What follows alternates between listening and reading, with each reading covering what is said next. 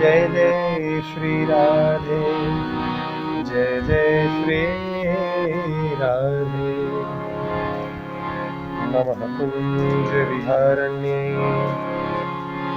नमः कुंज विहारिणे,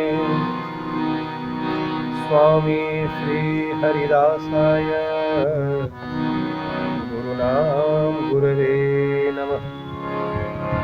वंशी विभूषित कराल नवनीर्दाभा, पीतांबरादरुण बिंबफलाधरोष्ठा, पूर्णेन्दु सुंदर मुखा, दरभुंग नेत्रा, कृष्णा परम किमपि तत्त्वमहं न जाने।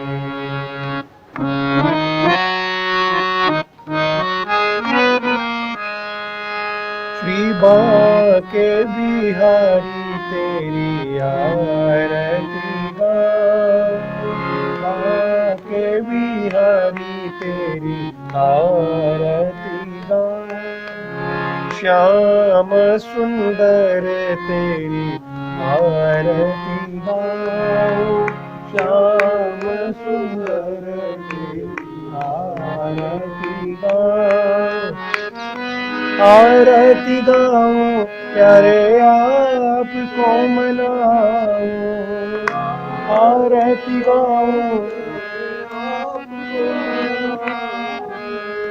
हे गिरिधर तेरी आरती गाऊं, हे गिरिधर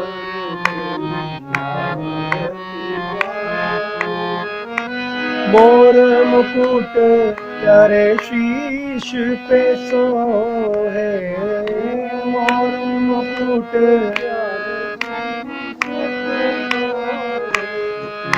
प्यारी बंशी मेरो मन मोहे, प्यारी बंशी मेरो मन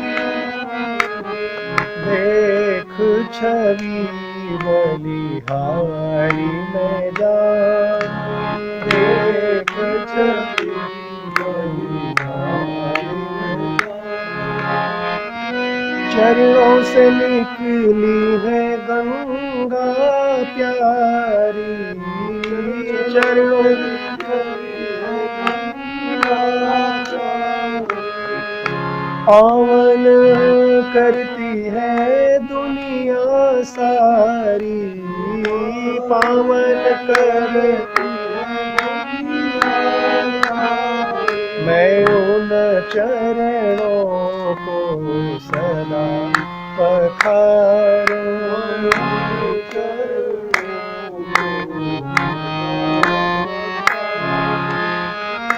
व्यासदास के नाथ आप हो,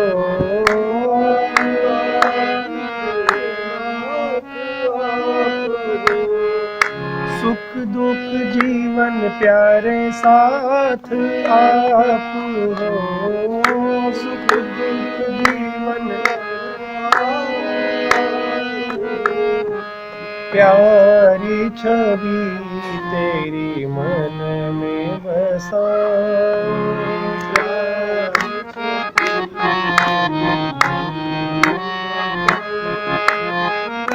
श्री हरिदास के प्यारे तुम हो,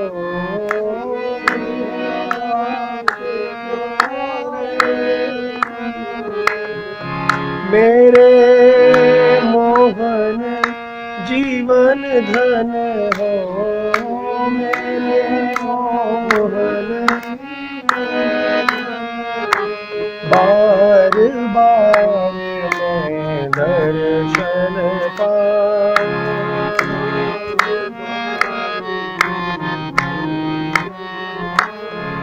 श्री बांके बिहारी तेरी आरती गाऊं।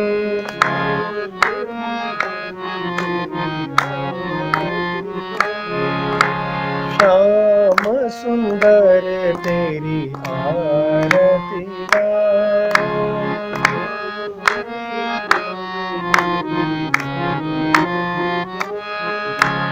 हे गिरिधर तेरी आरती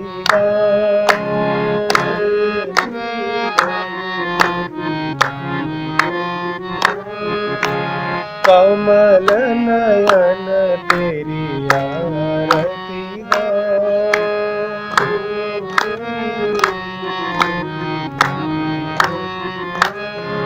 श्री बाके बिहारी तेरी आरती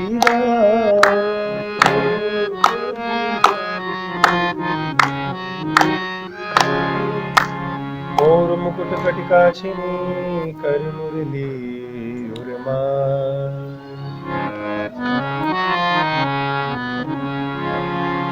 यही बानिक मेरे मन बसो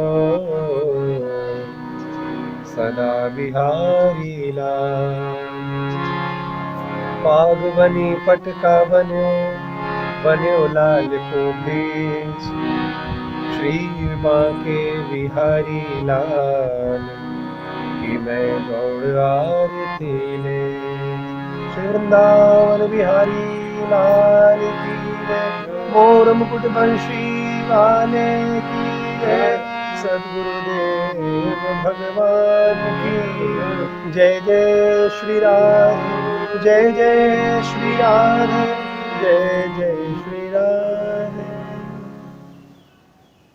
शान्ताकारं भुजगशयनं पद्मनाभं सुरेशं विश्वाधारं गगनसदृशं मेघवर्णं शुभांगं लक्ष्मीकान्तं कमलनयनं योगिभिर्ध्यानगम्यं वन्दे विष्णु भवभयहरं सर्वलोकैकनाथं नीलाम्बुजश्यामलकोमलाङ्गं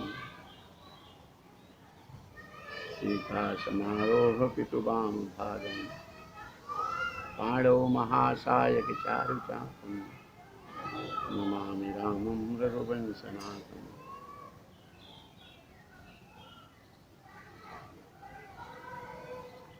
मनोजवन्मारुततुल्यवेगं जितेन्द्रियं बुद्धिमतां वरिष्ठं वातात्मजं वानरयूथमुख्यं श्रीरामदूतं शरणं प्रपद्ये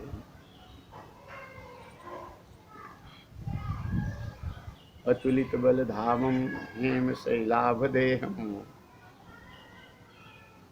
धनुर्वनकृशानं ज्ञानिनामग्रगण्यं सकलगुणनिधानं वानराणामधीशं रघुपतिप्रियभक्तं वातजातं नमामि जाकुन्देन्दुतुषारहारधवला जासोजवस्तावृता जा वीणा स्वरदण्डमण्डितकरा जा श्वेतपद्मासना या ब्रह्माच्युत शंकर प्रभृतिभिः देवैः सदा वन्दिता सा मां पातु सरस्वती भगवती निःशेषजाड्यापः गुरुर्ब्रह्मा गुरुर्विष्णु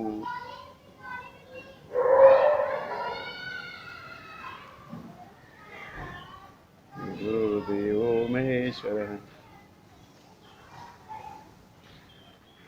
गुरु साक्षात् परब्रह्म तस्मै श्री गुरुवे नमः अखण्डमण्डलाकारं व्याप्तं येन चराचरं तत्पदं दर्शितं येन तस्मै श्री गुरुवे नमः शङ्करं शङ्कराचार्यं केशवं बादरायणं सूत्रभाष्य कृतो वन्दे भगवन्तो पुनः पुनः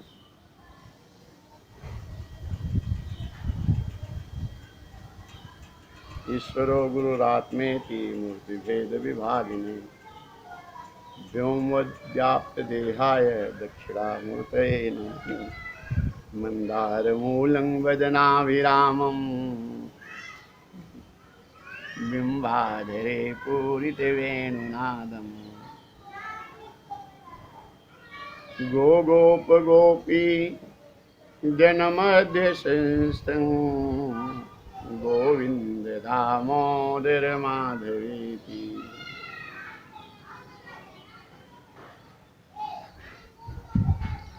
कृष्णाय वासुदेवाय हरे परमात्मने प्रणतक्लेशनाशाय गोविंदाय नमो नमः। नमो भगवते तुभ्यं वासुदेवाय धीमहि प्रद्युम्नाय अनिरुद्धाय नमः संकर्षणाय च सच्चिदानन्दरूपाय विश्वोत्पत्त्यादिहेतवे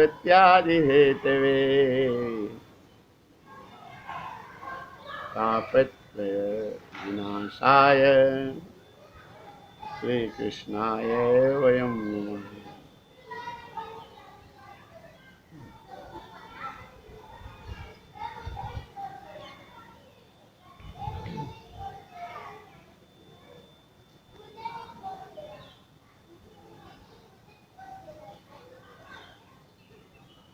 प्रेम से बोले वृंदावन बिहारी लाल की जय। सियावर रामचंद्र भगवान की जय। पवन सुत हनुमान की जय। प्रेम से बोलो शंकर भगवान की जय। भागवत महापुराण की जय। श्री सुखदेव जी महाराज की जय। तीर्थराज प्रयाग की जय। तीर्थराज प्रयाग की जय। तीर्थराज प्रयाग की जय। भरद्वाज मुनि की जय। संत समाज की जय। अक्षय वट की जय। बेड़ी माधव भगवान की जय। लेटे हुए हनुमान जी की जय। सब संतन की जय। सब भक्तन की जय। अखिल कोटि ब्रह्मांड नायक सर्वात्मा परमात्मा सर्वाधार जगदाधार जगत वंदे आनंद निधि भगवान कृष्ण उन्हीं के रूप में विराजमान सभी श्रोतागण प्रेम से बोलो जय श्री कृष्ण। जय।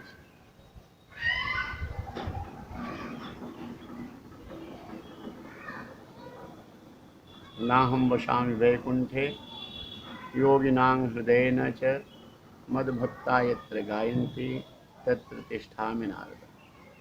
भगवान विष्णु नारद जी से कहते हैं, नारद वैकुंठ में मेरा सदा निवास रहता है, हो सकता है कभी वहाँ भी न मिलूं।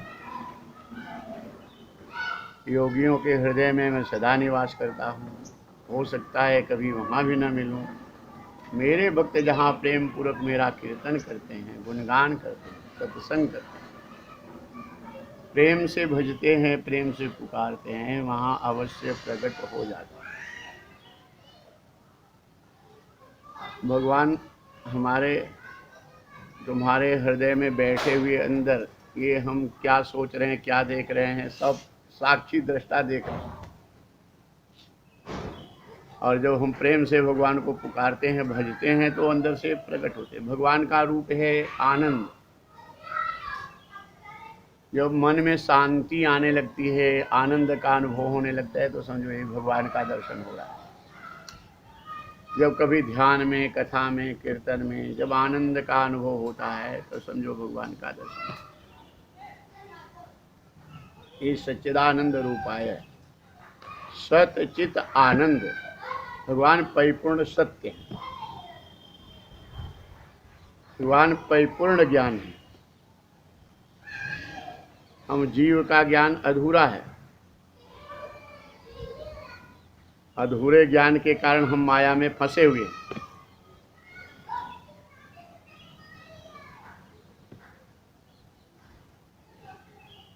अधूरे ज्ञान के कारण हम जन्म मृत्यु के चक्र का, दुख सुख का अनुभव कर रहे हैं। अधूरे ज्ञान के कारण हम अपने पराये के ईर्ष्या देश में बने हुए हैं। भगवान का ज्ञान पूर्ण है, वो सर्वत्र कहते हैं हम आत्मा गुडाकेश सर्वभूताशय स्थितः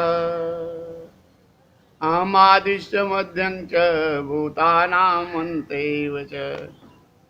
वो कहते हैं कि हे अर्जुन, सबकी आत्मा मैं हूँ, सब में भगवान अपना स्वरूप छोड़ करके सबके दृष्टा है।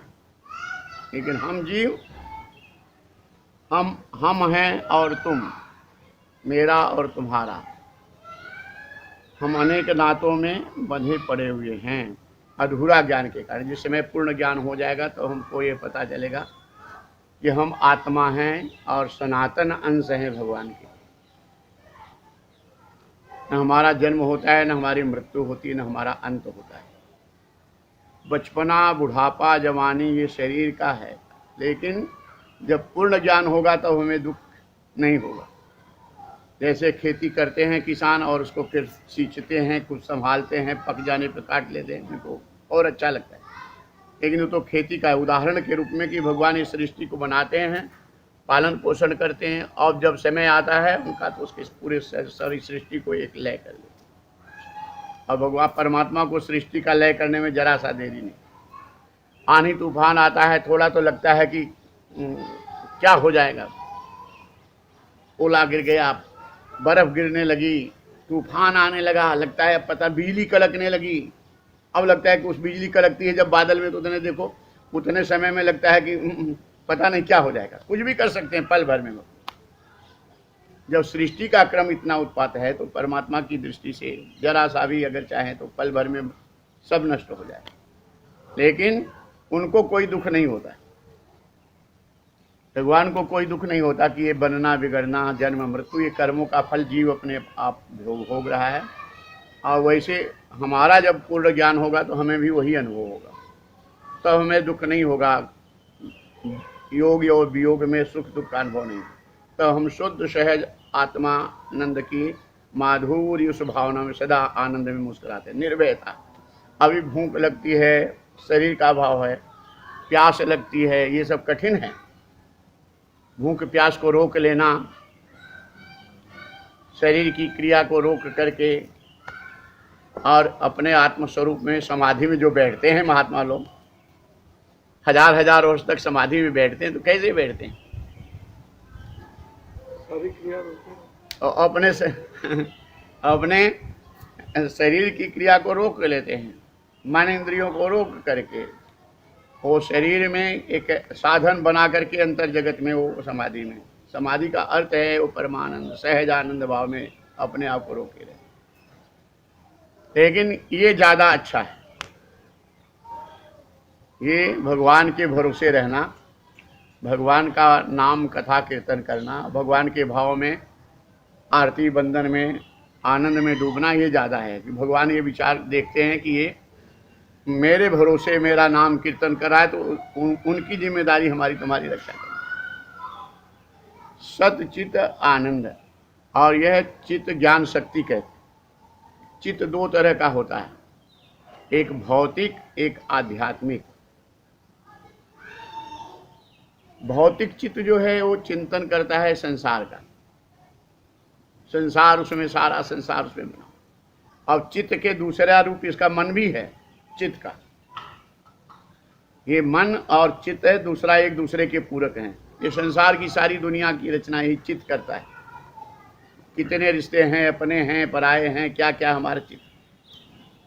लेकिन यह चित्त जिस समय सत्य भौतिक संसार में रहता है तो भौतिक चित्त, दूसरा आध्यात्मिक चित्त।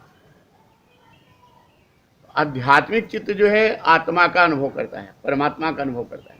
आध्यात्मिक चित्त सारे संसार के नाशवान गुणों को देख करके विचार की शक्ति के द्वारा सबको काट डालता है, और काट करके वो अपने दृढ़ निश्चय से परमात्मा के उस परम स्वरूप में स्थित हो जाता है, उस भाव में स्थित। और जैसे ही चित्त सत्य स्वरूप परमात्मा में स्थित होता है, वैसे ही आनंद की अनुभूति होने लगती। या जैसे अब यहाँ कोई कथा सुनते सुनते, कथा करते करते हमारा चित्त जहाँ स्थित हो गया उसी स्थिति पे, तो आनंद का अनुभव, लोग कितने मुस्कुराने लगते हैं, कितने रोने लगते हैं, भाव में हो, वो चित्त है, वही अनुभव करना। ये बारीक विषय है, खूब अनुभव करने से हो। राजा परीक्षित श्री शुकदेव जी महाराज से प्रश्न करते हैं, महाराज कल की कथा जो श्रवण कर रहे थे, ये यही प्रसंग है कि राजा परीक्षित कहते हैं कि हे गुरुदेव, जिसकी मृत्यु निकट हो उसे क्या करना चाहिए। तो कल शुकदेव जी बताए थे कथा में कि मृत्यु निकट हो तो घबराना नहीं चाहिए, लेकिन मन घबराता है। घबराने का कारण क्या होता है? वो कल्पना करने लगता है कि सब छूट जाएगा, सब छूट जाएगा। ये बड़ा कठिन होता है। भगवान की कृपा हो तो मन घबराता है, लेकिन जिसके ऊपर प्रभु कृपा है और जिसके हृदय में भगवान की भक्ति है, तो प्रभु कृपा, प्रभु प्रेम से वो शांत रहता है, कठिनाई में भी शांत रहता है, मुस्कुराता रहता है कि ठीक है, मरना है, जब मरेंगे तब मरेंगे, पहले क्यों, अभी तो आनंद में हम ले लें, मरने के बाद भी हमारा आनंद होगा। वो कहते हैं, कल परसों की कथा में चर्चा हो रही थी ना, भाई तुम्हारे खेती का, तुम्हारे दुकान का, तुम्हारे मकान का वारिस सब बाल बच्चे हो जाएंगे, तुम्हारी संपत्ति का वारिस बाल बच्चे हो जाएंगे, लेकिन तुम किसके वारिस बनोगे? जीव किसका वारिस होगा? जीव जो है अपने कर्मों के फल का वारिस होगा। जो भी किया है जीवन में, एक एक कर्मों का फल का वारिस होगा जीव। अच्छा किया है, बुरा, इसीलिए सत्संग में बार बार जगाया जाता है, ये सब छूटेगा, ये तुम्हारा नहीं है। यहाँ आए हो तुम मुसाफरी पूरी कर रहे हो, ऐसे मुसाफरी में अच्छा अनुभव करो, अच्छा व्यवहार करो, हाँ, तब उसमें तुम्हारे फल अच्छे होंगे तुम्हारे साथ। जब धन ज़्यादा तुम्हारे पास पैसा है तो तुम कहीं जाने में, साधन ढूंढने में दिक्कत नहीं होगी, और तुम्हारे पास कुछ है नहीं तो साधन सामने भी खड़ा रहेगा, तुम नहीं जा सकते। वैसे अच्छे कर्मों का फल है तुम्हारे पास, तो वो अच्छे भाव में तुम्हारा मन शांत रहता है कि मैंने बुराई नहीं किया है, किसी को बिगाड़ा नहीं। कठिनाई आने पर भी सोचता है कि चाहे जो भी कठिनाई आए, मन में अगर तुमने अच्छा किया है, सामने वाला तमाम आरोप लगा रहा है, सब कुछ कह रहा है, लेकिन अगर तुम्हारे मन में है कि मैं अच्छा किया हूँ, मैंने तो पर भलाई किया है, तो तुम विचलित नहीं होता मन कि जो कहना है कहो, मैं तुम्हारा अच्छा किया हूँ। तो ऐसे जब हमारा मन अच्छा कर्म करता है, अच्छे व्यवहार में, परहित परोपकार सत्कर्म में मन लगा रहता है, तो हमारा मन ये होता है, घबराता नहीं कि मैंने किया है जितना भगवान ने कृपा किया था, जितना मैं जानता था अच्छा किया हूँ, भगवान के भरोसे है जितना करेगा, वो अच्छे कर्मों का फल लेकर के वारिस बन के जाता है। यही सत्संग में विशेष समझने की आवश्यकता है। हम अपने जीवन में क्या अपने लिए कर रहे हैं, अपने लिए करो, और इसके बाद भगवान के लिए करो, बाकी व्यवहार अपने आप सब अच्छा रहेगा। अपने लिए कि अपना जीवन में किसी की बुराई नहीं करना, किसी को पीड़ा नहीं देना, सब में परमात्मा है, परमात्मा का ज्ञान पूर्ण है कि सब में परमात्मा एक हैं, लेकिन हम जीव अपने पराये में अज्ञानता के कारण। तो कहते हैं कि मृत्यु जिसकी निकट हो उसे घबराना नहीं चाहिए, उसे भगवान का नाम लेना चाहिए। और हर व्यक्ति के लिए कथा में संकेत है कि अपनी मृत्यु को सदा याद रखना चाहिए कि मरना है, ये अपना नहीं है। तब जब मरना है, 100 साल मरेंगे तो याद तो रखो उसको, मरना है। 50 साल बाद मरेंगे, 10 साल बाद मरना है। जो भूल जाते अगर जब मरना है तब मरना होगा, चलो, तब वो गड़बड़ कर जाते। और जिसे ये याद रहता है कि हमें मरना है यहाँ से, तो वो गलत नहीं करते, वो सदा सावधान रहते हैं। हमेशा उनको लगता है कि छोड़ के जाएंगे तो क्या ले जाएंगे अपने साथ। और कहते हैं कि मानव जीवन को मृत्यु के समय, या हर व्यक्ति को प्रतिदिन हमेशा जीवन में अपने मृत्यु को नहीं भूलना चाहिए। कबीर साहब ने लिखा है ना, और साधो ये मुर्दों का गाँव, मृत्यु लोग, साधो ये मुर्दों का गाँव, कहीं कर कहीं विधि सुमिरन करो मैं, कोई अमर ना ठाऊं। साधो ये मुर्दों का गाँव, पीर मरे पैगंबर मर गए जिंदा जोगी, राजा मर गए प्रजा मर गए, अरे मरे वैद्य और रोगी, साधो ये मुर्दों का गाँव। अब ये सब बातें जो कथा में थी सब प्रमाणित हो रहा है। डॉक्टर भी बच नहीं रहे हैं, सेवक भी बच नहीं रहे हैं, राजा भी बच नहीं रहा है, प्रजा भी नहीं बच रही, सब एक ही रास्ते पे। और चाहे जितना कर लो, लकड़ी और चिता अग्नि में तो सबको समाना है, ये शरीर की, चाहे राजा हो चाहे रंग हो। कहीं हम सब मरे, कोई बचे नहीं। बड़े बड़े विश्वविख्यात डॉक्टर वैद्य, उनको भी जाना पड़ा। और चांद सूर्य तारा गण मरी हैं धरनी आकाशा। ध्यान से अब सुनो, ये ब्रह्मलोक तक का जितना है सब माया प्रपंच है, सबकी आयु है। ब्रह्मा जी की आयु 2 परार्ध है, अर्थात 100 वर्ष की आयु है ब्रह्मा जी की अपने दिन से। 1 परार्ध ब्रह्मा जी की आयु बीत चुकी है। ये ब्रह्मा जी जो हैं, द्वितीय परार्ध है ना, संकल्प बता रहे हैं। श्री शेत 12 कल्पे, 12 कल्प है, 28वां कलयुग है। 12 कल्प में ये वैवस्वत मनवंतर है, और वैवस्वत मनवंतर में 28वां कलयुग। तो ये कलयुग जो है 28वें कलयुग का प्रथम चरण है।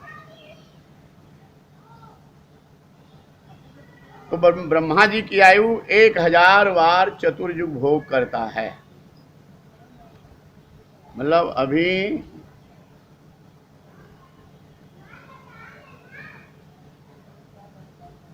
28वां कलयुग है 12 कल्प का, और द्वितीय परार्ध 972 बाकी है। तो मतलब कि ब्रह्मा जी का, पहले ये समझ लो, ब्रह्मा जी की आयु समझना है, ये तत्व की बातें चल रही हैं। ब्रह्मा जी की आयु 1000 चतुर्युग। एक चतुर्युग कितना होता है? एक कलयुग की आयु 4,32,000, इस अपनी गणना से कलयुग।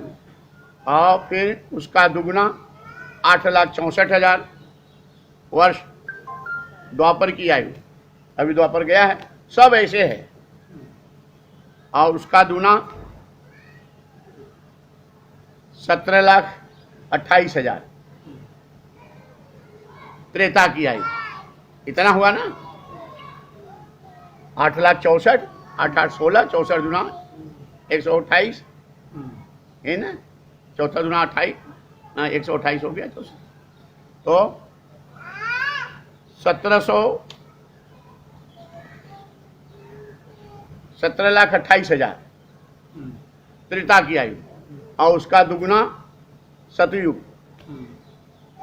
मतलब 34,56,000 सतयुग की आयु। मतलब ये 34,56,000 बीतता है तो एक चतुर्युग बीतता है। 1000 चतुर्युग जब बीतता है, और उसी में गुणा कर लो, 1000 चतुर्युग जब बीतता है तो ब्रह्मा जी का एक दिन होता है। 1000 चतुर्युग, और जब एक दिन होता है तो ये सृष्टि समा जाती है, महाप्रलय होता है। ब्रह्मा जी भी अपने आध्यात्मिक स्वरूप में चले जाते हैं। और 1000 चतुर्युग की रात होती है ब्रह्मा जी की। मतलब दिन रात बीता तो एक दिन हुआ ना, हम लोगों का एक दिन रात बीता तो एक दिन हुआ। मतलब 2000 चतुर्युग के बराबर ब्रह्मा जी का एक दिन।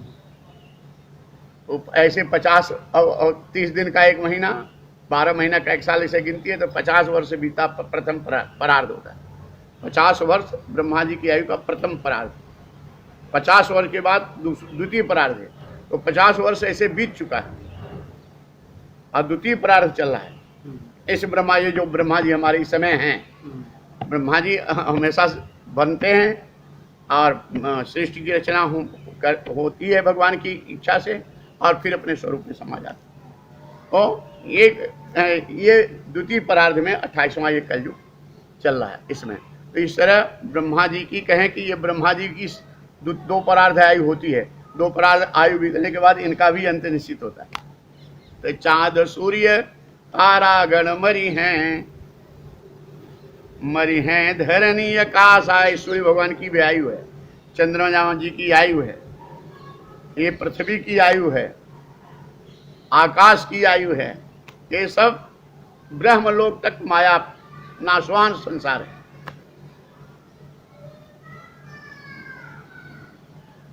चौदह भुवन चौधरी मरी हैं ब्रह्मा जी, तिन्हों की काया सा साधोए मुर्दों का गांव। ये सब मरेंगे, लेकिन कितने तत्व की बात है कि नाम अनाम रहे सदा ही, दूजा तत्व न कोई। नाम अनाम रहे सदा ही, दूजा तत्व न कोई। कहें कबीर सुनो भाई साधो, अरे खोज करो तुम सोई, साधो ये मुर्दों का गांव। भगवान का नाम लेने वाला वो नहीं मरेगा। भगवान कहते हैं कि हमारा नाम लेने वाला, जो हमसे तार जोड़ने वाला, ये भगवान का नाम है, भगवान की लीला कथा है। तो ये हम जो कथा कर रहे हैं और सुन रहे हैं, ये भगवान से तार जोड़ने वाला। ये नाम लेने वाले को भगवान स्वयं कृपा कर देते हैं। जो योगियों के लिए दुर्लभ गति है, वो कथा कीर्तन और भजन कीर्तन सत्संग करने वाले अपने भक्तों को भगवान अपनी कृपा से खुद दे देते, अर्थात वही परम धाम, वही परम स्वरूप। मुझे मोक्ष चाहिए मोक्ष लो, भक्ति चाहिए भक्ति। ये कितना मतलब कि सरल श्रेष्ठ साधन है। यहाँ मृत्यु निश्चित है, मृत्यु से डरना नहीं है, लेकिन मृत्यु भूलना नहीं है। मृत्यु याद रखोगे तो तुम ये जानोगे कि यहाँ से जाना है, और कर्मों के फल से कोई बच नहीं सकता है। ये मत सोचो कि हम चालाकी कर लें, बहुत चालाकी कर लें, बड़ी बुद्धिमानी है, बड़ी बारीकी से सबसे समाज को हम निकाल लें। वो देख रही आंखें, और अंदर से कहीं बाहर से, अंदर ही कैमरा है। तुम जहां जा रहे हो, तुम्हारे कर्मों का फल दृष्टि, अंदर से दृष्टा परमात्मा वो काल देख रहा है। तुम बोल सच्चिदानंद घन भगवान की जय। तो काल तुम्हें देख रहा है, इससे तुम बच नहीं सकते। तो कहते हैं कि अपनी मृत्यु का चिंतन करते हुए, मृत्यु को याद करते हुए संसार में सदा भगवान का नाम कीर्तन करो, तुम्हारा कल्याण। मृत्यु से, चिंतन से, मृत्यु की याद से हमारा मन परमात्मा में लगता है। परमात्मा में अब देखो कितने लोग, कल बताए ना सेठ की कथा, क्यों कभी वो गाली देता था परिवार को, भजन नहीं करता था, लेकिन मृत्यु की बात सुन करके भगवान में तुरंत बदल गए। अब मरना है। राजा परीक्षित भोगों में, संसार में लगे हुए थे, धर्मात्मा राजा, लेकिन मृत्यु का जब 7 दिन में मृत्यु हो जाएगी तो छोड़ दिया संसार। ये 7 दिन, और बात हम लोगों की यही है, छोड़ करके जाना होगा। जब शरीर का ये प्रारब्ध पूरा होगा तो जीव छोड़ेगा संसार इसको, और छोड़ करके जाओगे तो निश्चित है ये परिवार के लोग हम लोगों को जला देंगे, समाधि में दे देंगे।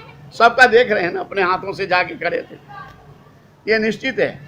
और इसको हमेशा चिंतन करने से परमात्मा में मन लगा रहता है, भटकता नहीं, माया में भटक। ये साधन संतों का है, भागवत का भी है। श्री सुखदेव जी महाराज कहते मानव, दूसरा प्रश्न था मानव जीवन का लक्ष्य क्या है।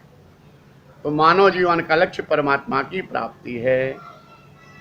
संसार, संपत्ति, परिवार, रिश्ते नाते जितने भी तुम बनाए हो,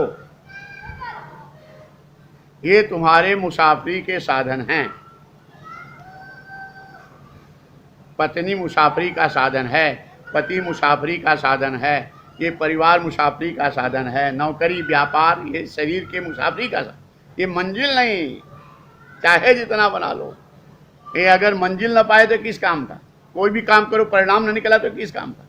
नौकरी करो पगार न मिली तो किस काम का। खेती करो अनाज नहीं मिला तो किस काम का। ऐसे मानव जीवन का लक्ष्य है परिणाम, आत्मा से प्रेम, परमात्मा से प्रेम। आत्मा क्या है? कहीं ईश्वरयंस जीव अविनाशी, और चेतन अमल सहज सुख राशि, सहज आनंद स्वरूप आत्मा से प्रेम, परमात्मा से प्रेम। परमात्मा से प्रेम अगर हो गया तो तुम्हारा ये जीवन सफल हो गया। क्यों? ये मानव तन मिला ही है परमात्मा को पाने के लिए। यही तन कर फल विषय न भाई, स्वर्गो स्वल्पयंत दुखदाई। ये बड़ी ऊंची बातें हैं, बड़ी गहरी बातें हैं। यहाँ तक पहुँचना मन लगना बड़ा कठिन है, लेकिन परमात्मा की कृपा है तो सब सहज सरल हो जाते। ये मानव जीवन का लक्ष्य जो विषय भोग नहीं, लेकिन ये विषय भोग कितने प्यारे, इससे मन हटा सकते हो तुम। ये मकान है, ये सुंदर छत है, ये हमारी गाड़ियां हैं, ये परिवार है, अर्थात ये समाज है। मन हटना है, बड़ा मुश्किल है मन हटा पाना इससे।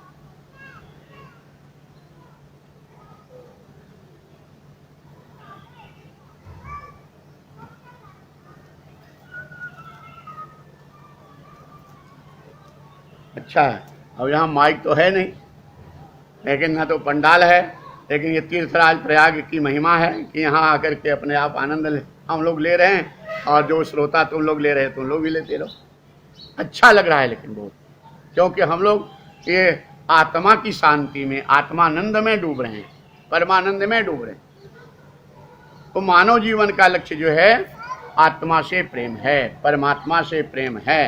अर्थात तुम अपनी नौकरी करो, व्यापार करो, परिवार का पालन पोषण करो, बेटी बेटा दामाद नाती पोते मामा काका सबको देखो, समाज को देखो, लेकिन सब में अगर तुम सच्चा भाव रखोगे, मतलब बुराई ना हो, झूठ कपट ना हो, किसी से धोखाधड़ी ना हो, अगर सब जगह की सब में परमात्मा है भाव रखोगे और अच्छा भगवान का नाम भजन कीर्तन करोगे और प्रार्थना कर लो कि हे प्रभु आप कृपा करो, हमारे ऊपर कृपा करो। आप हमारे ऊपर कृपा जब करोगे, भीष्म पितामह का देखो, अभी महाभारत सीरियल चल रहा है, सब देख ही रहे हो। भीष्म पितामह कई दिन युद्ध के बाद 7वां या 8वां दिन था, और दुर्योधन बार बार आवेश दिलाया कि हमारी तरफ से युद्ध कर रहे हो, लेकिन पक्षपात कर रहे हो, रोज एक एक भाई हमारे मारे जा रहे हैं, पांडवों को खरोच नहीं लगी। बात तो एकदम सत्य थी। भीष्म पितामह ये प्रतिज्ञा में बंधे हुए थे, अधर्म के पक्ष से खड़े थे। अब ये भी बात स्पष्ट होती कि प्रतिज्ञा समझ के करो, कुछ भी किसी से बात करो तो उसको विचार करके करो, इसका परिणाम क्या है, तुम कर पाओगे कि नहीं कर पाओगे। अभिमान में बस करके प्रतिज्ञा, अभिमान नहीं होना चाहिए। इन्होंने ठीक है अपने संयम, अपने विचारों पे अहम किया और प्रतिज्ञा को पूरी भी किया, भगवान की भक्ति किए, भगवान की कृपा भी की, लेकिन ये बात सिद्ध हो जाती है कि प्रतिज्ञा सोचिए। अर्जुन ने कल देखो प्रतिज्ञा किया जयद्रथ को मारेंगे, और नहीं मारे तो अपने ही अंत। तो ऐसी प्रतिज्ञा मत करो, भगवान सहायता न किए होते तो कल मामला खत्म था, कल के सीरियल में था ना, कथा में तो अर्जुन ने प्रतिज्ञा किया, वो तो भगवान अपने सुदर्शन चक्र से सूर्य भगवान के प्रकाश को ढक दिया, और युवा क्या अंधेरा हुआ अंधेरा हुआ। ऐसे भगवान जब अपने जिस भक्त को बचाना चाहते हैं, भगवान के सच्चे भक्तों को पग पग पे सहारा मिलता है, इस ओर चलो उस ओर बचो यह आप इशारा मिलता है। जब जीवन में तूफान उठे, लहरों में नैया फंस जाए, यदि राम नाम का संबल हो तो सहज किनारा मिल। अब परिणाम ये हुआ, सूर्य भगवान को रोकने के बाद स्थिति ऐसी बन गई कि जयद्रथ मारा गया। गुरु द्रोणाचार्य के लिए भगवान कृष्ण ने आइडिया कैसी लगाई। गुरु द्रोणाचार्य भगवान की ये थी ना, तो बुद्धि जो है कोई भी जब तुम्हारी प्रभु को समर्पित होगी तो पल पल में तुमको इस ओर चलो उस ओर बचो यह आप इशारा मिलता है। कोई सहारा ना हो, जब संसार में सारे रास्ते बंद हो जाते हैं तो भगवान का एक रास्ता रहता है। अगर हम लोग भजन कीर्तन कर रहे हैं तो जब कुछ सब रास्ता होता है भगवान देख, और भगवान देखते भी हैं, बचाते भी। और यही पक्का विश्वास हो कि जो भी जीवन में होगा भगवान की कृपा से हो रहा है, हम उसको स्वीकार करेंगे तो और कृपा हो जाएगी। लेकिन ये नित्य कथा की बात है, नित्य सत्संग, एक दिन की बात नहीं।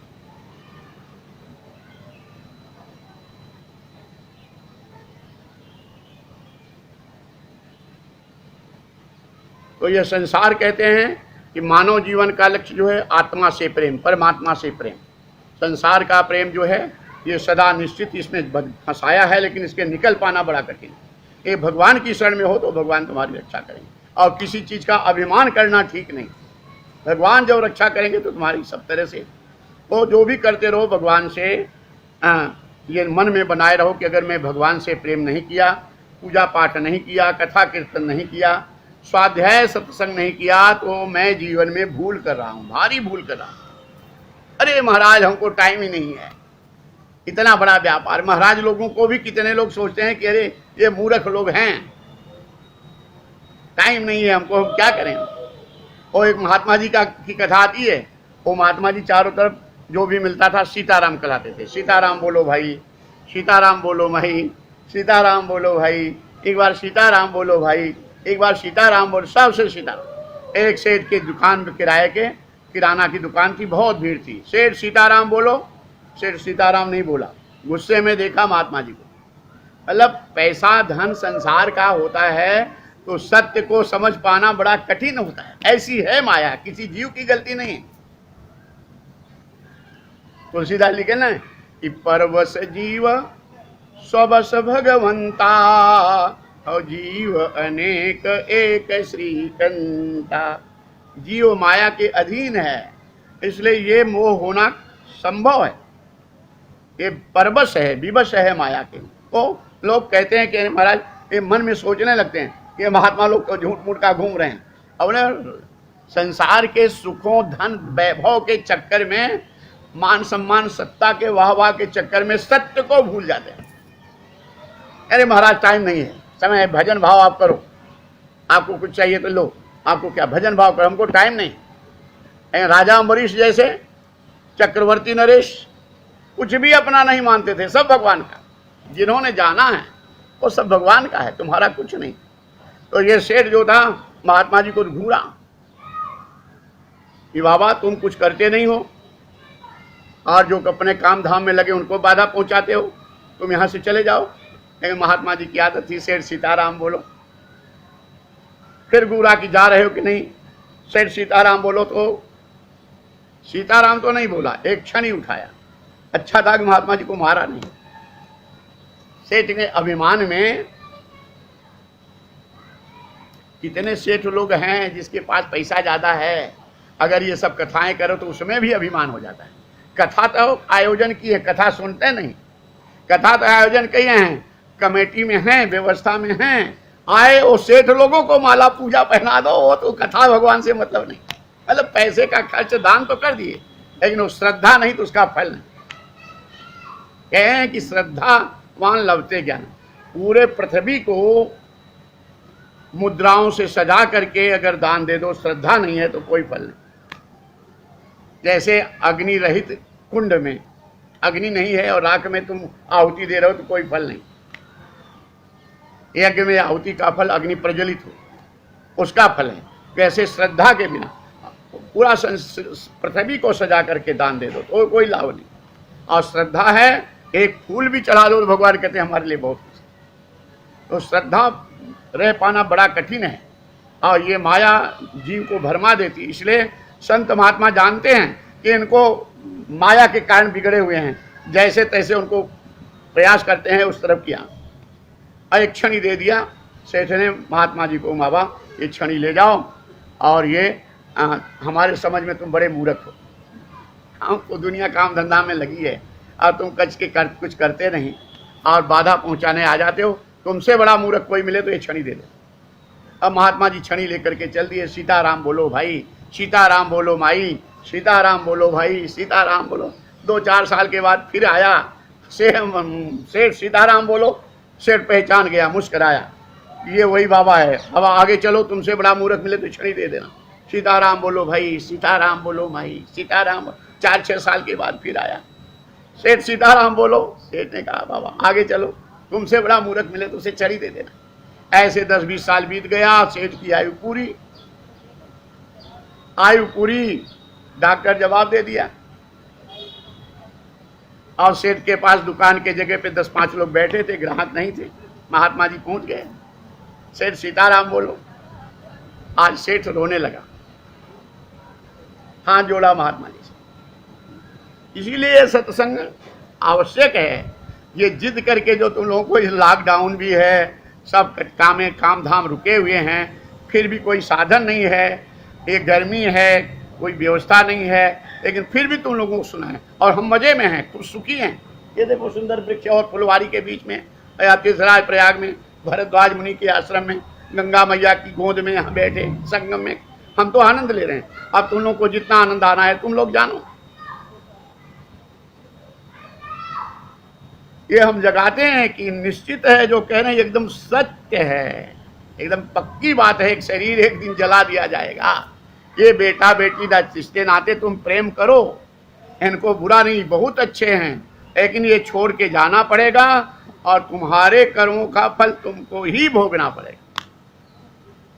इसलिए हम जगाने के लिए सत्संग तुमको आवश्यक है, जगाने के लिए कि भूलो नहीं सेठ की तरह। आज सेठ रो पड़ा। महात्मा जी कहे सेठ क्या हुआ? कहे महात्मा जी ऐसा लग रहा है कि हमारा अंतिम समय आ गया।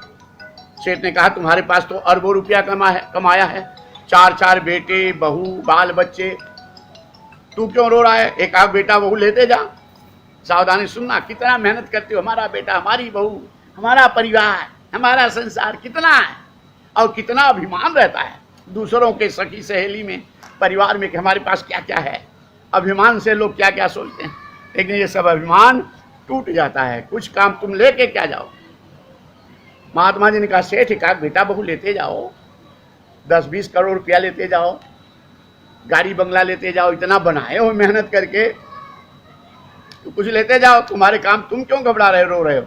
सेठ ने कहा महाराज इसीलिए मूर्ख बताते थे, मरते समय यहाँ कुछ नहीं जाता, इसीलिए हम आप लोगों को समझा रहे हैं कि हम लोगों के शरीर का अंत होना है। शरीर के अंत होने के पहले आत्मा से प्रेम कर लो, परमात्मा से प्रेम कर लो, नहीं तो ये बेटा बेटी कोई साथ देने वाले नहीं हैं, ये पति परिवार साथ देने वाले नहीं हैं, ये धन दौलत समाज संसार साथ देने वाला नहीं है। साथ देगा तुम्हारे अच्छे कर्मों का फल, और बुरा किए इस मोह में पड़ कर के तो दुख तुम्हारे साथ में जाएगा, दुख भोगना होगा। महात्मा जी ने कहा सेठ नहीं कुछ जाओ, 10-20 लाख रुपया लेते जाओ, इतना दिन एक गाड़ी लेते जाओ। सेठ ने कहा महात्मा जी कुछ यहाँ से नहीं जाता, सब ये जीव जानते हो, मैं जो बता रहा हूँ तुम सब जानते हो इस बात को कि सब झूठा है, छोड़ के जाना, लेकिन माया भुलवा देती, इसलिए जगाता हूँ तुमको।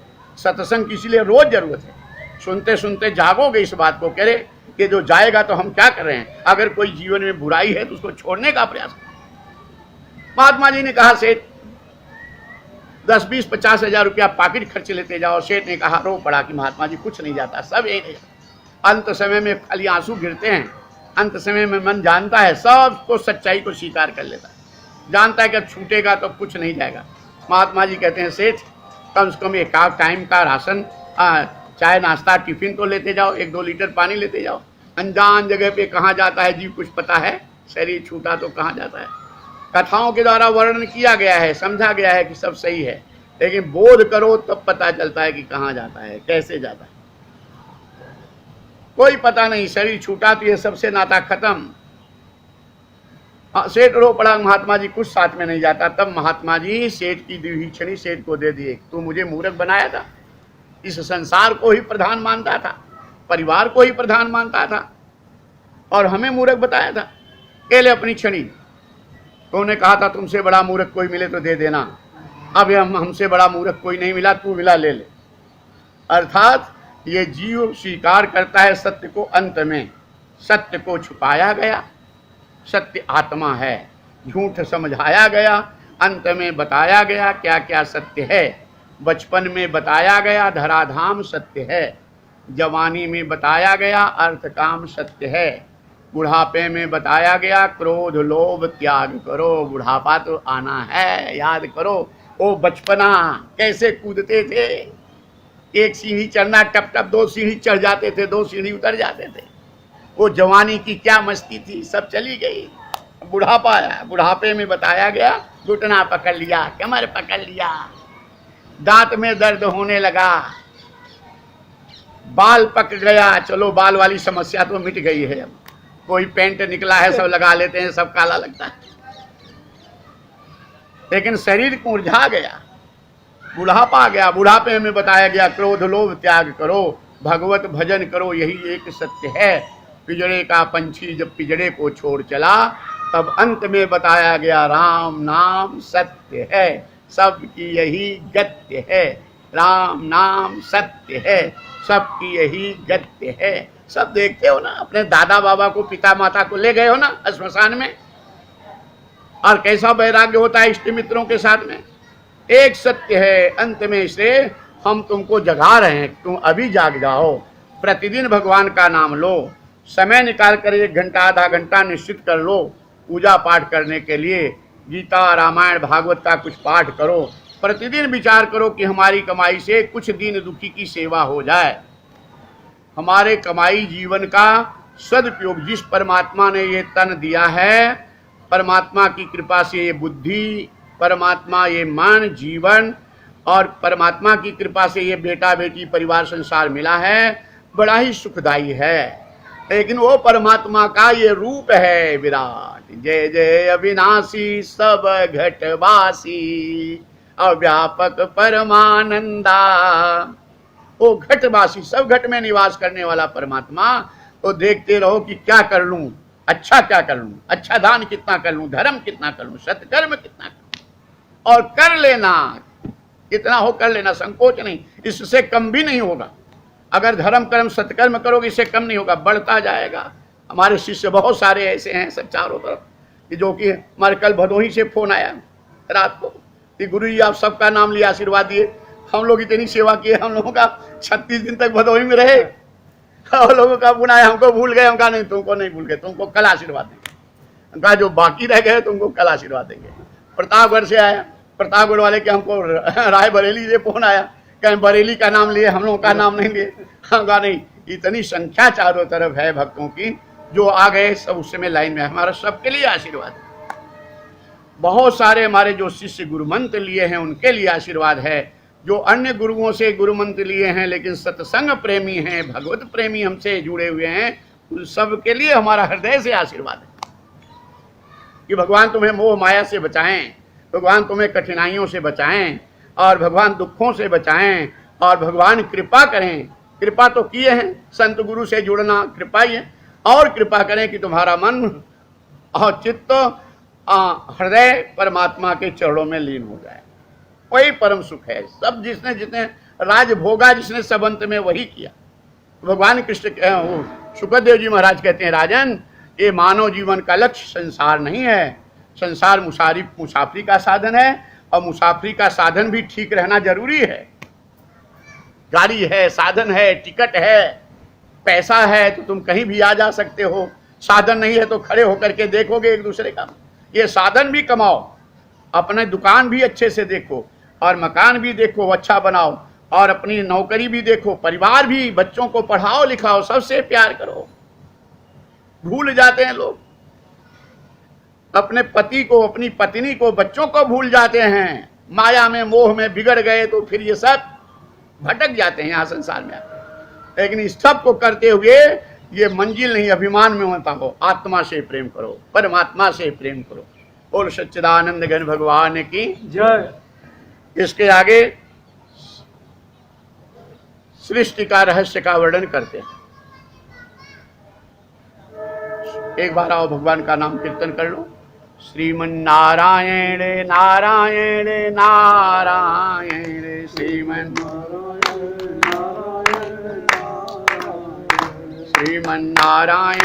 नारायण नारायण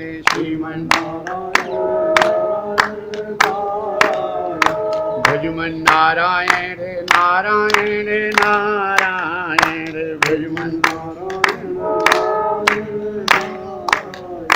जगमन्नारायण नारायण नारायण जगमन्नारायण भजमन्नारायण नारायण नारायण भजमन्नारायण श्रीमन्नारायण नारायण नारायण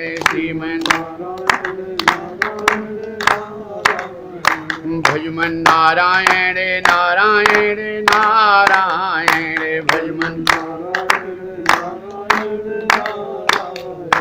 माता नारायण नारायण नारायण माता माता नारायण नारायण नारायण माता पिता नारायण नारायण नारायण पिता भज मन नारायण नारायण नारायण भज मन सत्य नारायण नारायण नारायण सत्य लक्ष्मी नारायण नारायण नारायण लक्ष्मी बद्री नारायण नारायण नारायण बद्री भजमन नारायण नारायण नारायण भजमन माता नारायण पिता नारायण। अपने घर से शुरुआत करो, पहले अपने माता पिता में भगवान का रूप देखो। अगर नहीं देख पा रहे तो समझो तुम्हारा जीवन बिगड़ रहा है। माता पिता में भगवान का रूप नहीं देख रहे, समझो जीवन बिगड़ रहा है। माता के पिता के दोष को मत देखो। माता पिता तुम्हारे प्रथम गुरु हैं, माता पिता भगवान हैं, इसलिए माता पिता माता की तरह दूसरा कोई नहीं हो सकता। इसलिए चाहे जितनी हो, सत्संग के ही इसीलिए लाभकारी तुम लोगों के लिए है कि तुम जब भटकते हो तो संत और सत्संग तुम्हें तुम्हारे सच्चे रास्ते पे लेके चलते हैं। तुम भूल कर रहे हो, माता से द्वेष करके, पिता से द्वेष करके, तुम्हारी भूल है। माता पिता से झगड़ा लड़ाई करके, माता पिता का अपमान करके, गाली देके अपने जीवन को बिगाड़ रहे हो। अब प्रभु कृपा करते हैं तो उसका लाभ उठाओ। तो माता नारायण आज है, वो कहते हैं ना कि माता का दिन, मदर डे। हाँ मदर डे, आज माता का दिन है ना। सब अपने अपने माता को आरती उतारो अपने अपने घर में। आज अपनी माता को बढ़िया आसन पे बैठा के पलंग पे, आप फूल तो इस समय लेना ठीक नहीं है, माला वैश्विक महामारी में कोरोना का डर है, तो कुछ नहीं, कम से कम मन को फूल चढ़ा करके प्रणाम कर लो और माता को तिलक लगा करके आरती कराओ, आरती करो और माता का बंदन पूजन करो। भगवान प्रसन्न होंगे।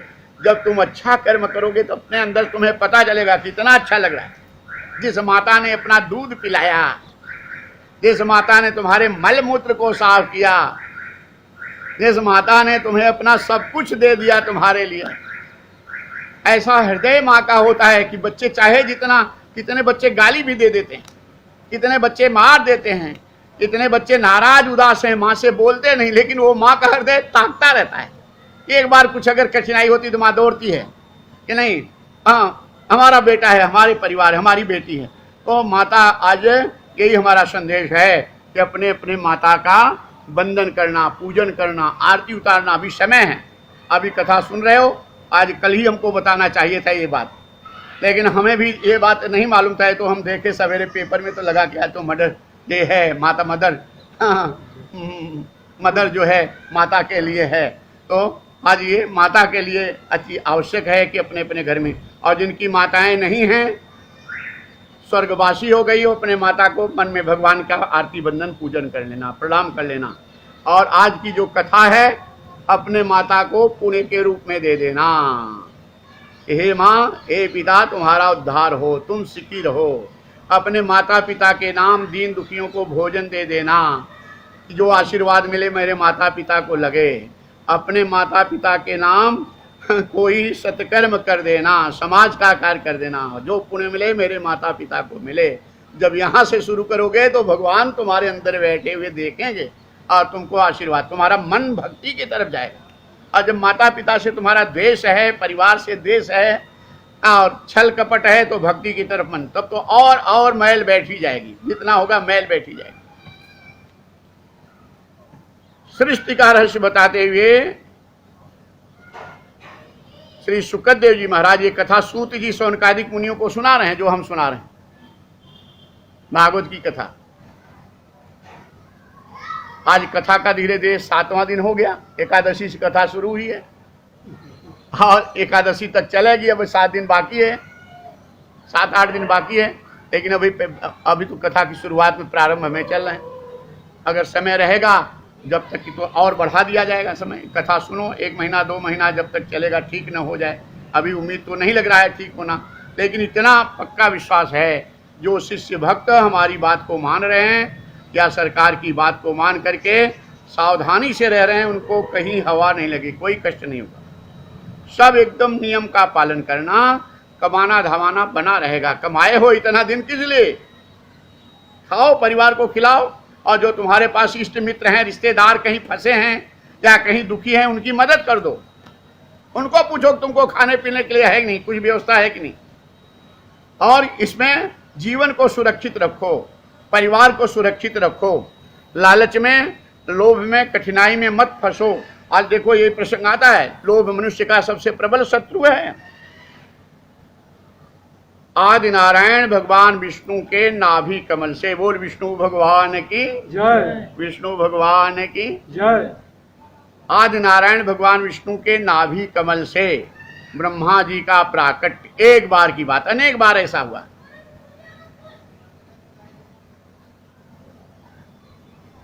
ब्रह्मा जी का प्राकट्य हुआ और ब्रह्मा जी को सृष्टि का ज्ञान न होने के कारण तप आकाशवाणी हुई और ब्रह्मा जी ने तपस्या किया, अर्थात मन विचार इंद्रियों को रोक करके परमात्मा में लगाए। ये तपस्या है। तपस्या और श्रद्धा भक्ति पूर्वक तपस्या की और भगवान विष्णु का दर्शन हुआ। प्रेम से बोलो विष्णु भगवान की जय, विष्णु भगवान की जय। भगवान विष्णु ब्रह्मा जी को सृष्टि की रचना का ज्ञान दिया, बोध कराए। लेकिन ब्रह्मा जी सृष्टि की रचना करना चाहे तो देखे चारों तरफ जल ही जल है। सृष्टि के पूर्व भगवान कहते हैं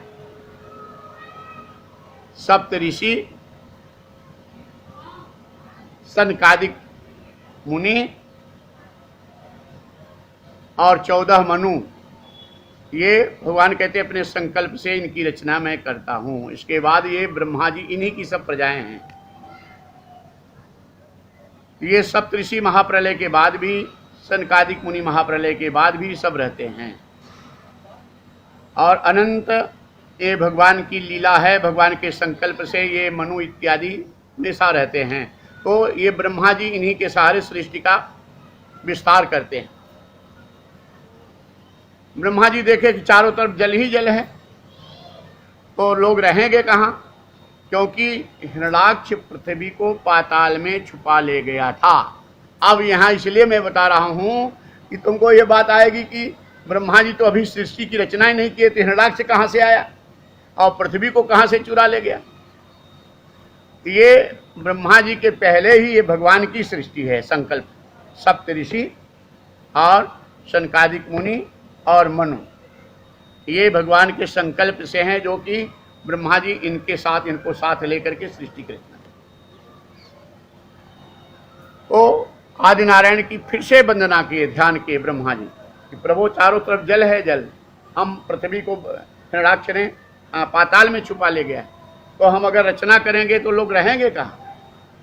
आदि नारायण भगवान विष्णु का फिर प्राकट्य हुआ। 12 होता ले, बोल 12 भगवान की जय, 12 भगवान की जय, 12 भगवान की जय। हाँ, 12 अवतार लिए भगवान विष्णु और 12 अवतार लेकर के पाताल में गए, हिरण्याक्ष को मारे। हिरण्याक्ष को मार करके पृथ्वी को फिर से स्थित किए। ये कथा से बड़ा सुखदायी परिणाम भी श्रोता को मिलता है, अर्थात जिसका धंधा व्यापार एकदम डूब गया हो, जिसके परिवार संसार की व्यवस्था सबसे एकदम डूब गई हो, कोई साथ न हो, तो भी नारायण को भजो और भगवान फिर भी तुम्हारी जीवन नैया फिर से व्यवस्थित कर दें। ये और भगवान को भजने का इससे बढ़िया साधन कुछ नहीं। ये कथा सुनना और आरती बंदन पूजन करना, सदगुरु संत से तार जोड़े रहना श्रद्धा भाव से, और इससे बढ़िया साधन नहीं। इसमें कोई तुमको कठिनाई नहीं है, मन लग रहा है चाहे जैसे, यहाँ इतना देर तक तो भगवान का नाम ले रहे हो, ये धीरे धीरे इससे तुम्हारी सफलता, एक दिन ऐसा होगा कि ये धीरे धीरे परमानंद की प्राप्ति हो। ऐसे जन्मों जन्मों से करते चले आ रहे हैं हम भी, तुम भी, जो कितने लोग ऐसे चलते आ रहे हैं। बहु नाम जन्म नामंते ज्ञानवान मांग प्रपद्यते वासुदेव शर्मिति स महात्मा सुदुर्लभा। हे अर्जुन, बहुत बहुत जन्मों तक पूजा पाठ भजन भक्ति तपस्या करते करते तब किसी जन्म में सर्वत्र एक वासुदेव कृष्ण परमात्मा का वास है, अर्थात परमात्मा की सत्ता सर्वत्र है। ये तत्व ज्ञान का बोध करने वाला महात्मा कोई एक होता है, दुर्लभ होता है। तो तुम लोगों की जितना है इतना बहुत है। ये प्रभु की कृपा से ये सब हो रहा है। तो तुम्हारी ये 12 भगवान के अवतार की कथा बहुत लाभकारी। और मनुष्य का सबसे प्रबल शत्रु लोभ है। इस लोभ से भी जीव बच जाता है। लोभ के कारण पाप कर देता है और ये जीव उससे भी बच जाता है। तो जब पृथ्वी को स्थित किए तब ब्रह्मा जी अपने संकल्प से स्वयंभू मनु और शत्रुपा को एक अंग से 2 पुरुष, एक पुरुष एक स्त्री का प्रकट, मन के संकल्प से मनु और शत्रुपा का प्राकट्य किया। तो सृष्टि के मनु शत्रुपा से 5 संतानें हुई। मनु शत्रुपा से भी 5 संतानें हुई, 3 कन्या 2 पुत्र। आकृति नाम की कन्या का विवाह रुचि ऋषि के साथ में, प्रसूति नाम की कन्या का विवाह प्रजापति दक्ष के साथ में, और देवहूति नाम की कन्या का विवाह कर्दम मुनि के साथ में हुआ। इतनी कथा सुन करके राजा परीक्षित कहते हैं गुरुदेव शुक्रदेव जी से, ये तो बहुत सारी बात आप थोड़े में बता दिए। ये हिरणाक्ष कौन था? पृथ्वी को पाताल में क्यों छुपा दिया था? अगर हमारे हित की बात है तो बताने की कृपा करें। अर्थात कथा सुनने की जिज्ञासा देखिए। राजा परीक्षित, परीक्षित का अर्थ होता है, पर का अर्थ होता है श्रेष्ठ, इच्छित का अर्थ होता है इच्छा रखने वाला। अर्थात भगवान की लीला कथाओं को सुनने से तृप्त न हो, जिज्ञासा और क्या सुनूं और क्या सुनूं, वो परीक्षित है। और परीक्षित है तो भगवान को पहले ही तो अकाल मृत्यु क्या होगी उसकी, जो परीक्षित है। और उसको तक्षक क्या काटेगा जो परीक्षित है? वो तो स्वयं भगवान की प्रेरणा से शुक्रदेव जी आए हुए हैं, नारद जी की प्रेरणा से कह रहे, सब ऋषि मुनि महात्मा सब चाह रहे हैं। स्वयं समीक मुनि ने अपने पुत्र को डांटा। अरे राजा परीक्षित तो धर्मात्मा है, वो तो मोक्ष के अधिकारी हैं, वो तो पतन के नहीं, अधोगति के अधिकारी नहीं। तो सब ने सब चाहते हैं कि इनका उद्धार हो, क्योंकि उनका जीवन अपने जीवन में सदा परोपकारी और धर्म स्वरूप और परमात्मा के चरणों में सदा प्रीत। भूल चूक के माया के और कलयुग के प्रभाव से राजा परीक्षित से हुई है। लेकिन राजा परीक्षित का अर्थ हो गया कि हम अपना आत्मा का उद्धार करें। जो अपने आत्मा उद्धार के लिए, परमात्मा से प्रेम के लिए, भगवान की भक्ति के लिए तीर्थ यात्रा करे, पूजा पाठ करे, धर्म कर्म कथा पुराण सुने, वो सर्वश्रेष्ठ श्रेष्ठ इच्छा रखने वाला परीक्षित। और राजा परीक्षित कहते हैं कि गुरुदेव हमें ये हिरणाक्ष कौन था और पृथ्वी को पाताल में क्यों छुपा दिया था, इसकी भी कथा सुनाने की अगर हमारे हित में हो तो ये कथा सुनाने की कृपा करें। आगे की कथा, आज का समय पूरा हो चुका है, आगे की कथा कल सुनाएंगे। आओ आरती और कीर्तन वंदन करते हैं। राम नाम जप ले नहीं तो पछताएगा,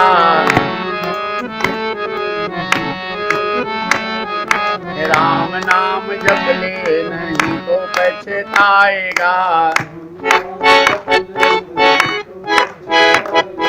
माटी का खिलौना माटी में मिल जाएगा,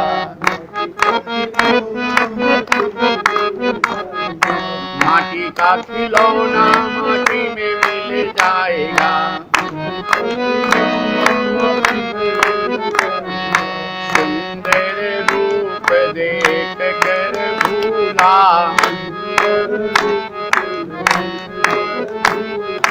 घन यौवन के मद में झूला। हाँ, आज पूरी कथा इसी पूरी है। धन यौवन, धन और जवानी और संसार के भोगों के इस झूले पे जो झूला, अर्थात फिर कुछ साथ में नहीं जाए। धन जवानी परिवार संसार सब चाहिए, भगवान ने दिया है, लेकिन इसमें झूलो नहीं, भूलो नहीं, भगवान को भजो। सुंदर रूप देख कर भूला, धन यौवन के मद में झूला। एक दिन ये हंसा अकेला उड़ जाएगा, एक दिन ये हंसा अकेला उड़ जाएगा। माटी का खिलौना माटी में मिल जाएगा। एक बात सावधानी से सुनना, ये बेटे बहुओं को बेटों के भरोसे मत रहना कि मरने के बाद पिंडदान करेंगे श्राद्ध तर्पण मेरा उद्धार हो जाएगा।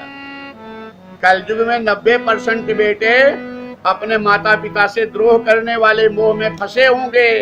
अपने कल्याण का साधन कर लेना। तुम्हारे सबके बेटे अच्छे हैं, हमारे जो शिष्य हैं, जो जहां सुन रहे तुम्हारे सब बेटे अच्छे हैं और अच्छे रहे। प्रभु से प्रार्थना, हमारा आशीर्वाद है कि अगर कोई बुराई हो भी निकल के वो भी अच्छे हो जाए और सतमार्ग के रास्ते पे चले ताकि उनका भी कल्याण हो जाए। गुरु का यही स्वभाव ही होना है ही। हृदय से हमारा आशीर्वाद है सबके बच्चों के लिए कि उनकी अगर बुद्धि कहीं गड़बड़ है, कहीं दिक्कत है, तो सब अच्छी बुद्धि हो जाए, उनका कल्याण हो जाए, वो भी अच्छे रास्ते पे चले। लेकिन कलयुग में अपने आत्मा का साधन कर लेना, तीर्थ कर लेना, भजन भाव कर लेना, दान पुण्य कर लेना, इनके भरोसे नहीं रहना। नहीं तो कितने बेटे जलाने के बाद तुरंत भोजन करने लगेंगे और बहुत तो शराब पी लेते हैं। वो पिंडदान क्या करेंगे तुम्हारा? वो श्राद्ध तर्पण जो नियम पालन नहीं करे, संयम ब्रह्मचर्य का पालन नहीं कर पाए, वो तुम्हारा श्राद्ध तर्पण